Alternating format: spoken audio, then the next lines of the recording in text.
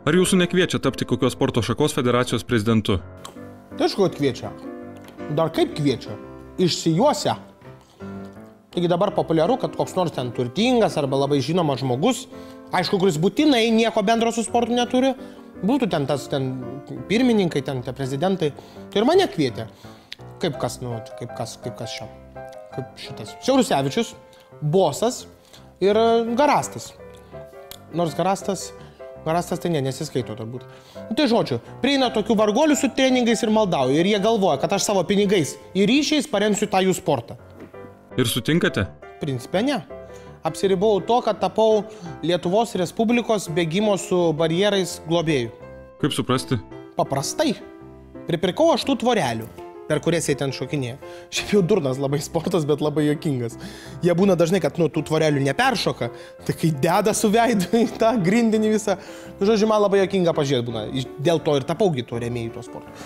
Tai aš pripirkau iš vis dar aukštesnių tų tvorelių, dar didesnės negu standartą. Tai pagalvojau, kad jeigu jau šitas peršoks, tai jau per varžybas tikrai jau ant bet kokių varys gerai. O čia mano toks, kaip indėlis į tą Lietuvos bėgimo su barjerais tokią ateitį, sėkmę. Ir čia visas jūsų indėlis į sportą? Taip.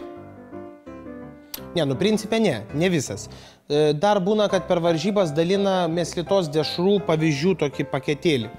Tai vienu metu tie varžybų organizatoriai taip buvo pamėgę tas mano dešras, dalintiem čempionam, laimėtėm, kad aš net pagalvojau tokią naują dešrą paleisti sportuolių liniją.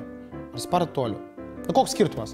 Žodžiu, tai jau buvo be pasirašanti sutartį kad tą jau dešrą reklamuotų maratoninkė Živilė Balčiūnaitė. Ir kas nutiko? Dopingo skandalas. Teko atsisakyti šitos gražios mano sugalvotos idėjos.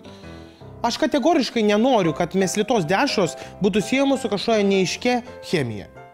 Bet juk jūs pats dedate chemijos dešras. Tai dedam, bet tai neužskrendam taip kaip Balčiūnaitė.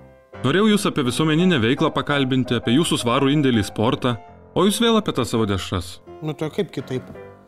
Dešra yra pagrindinis sportininko maistas. Pas mane net kanopų malimo cechė yra užrašyta ant sienos.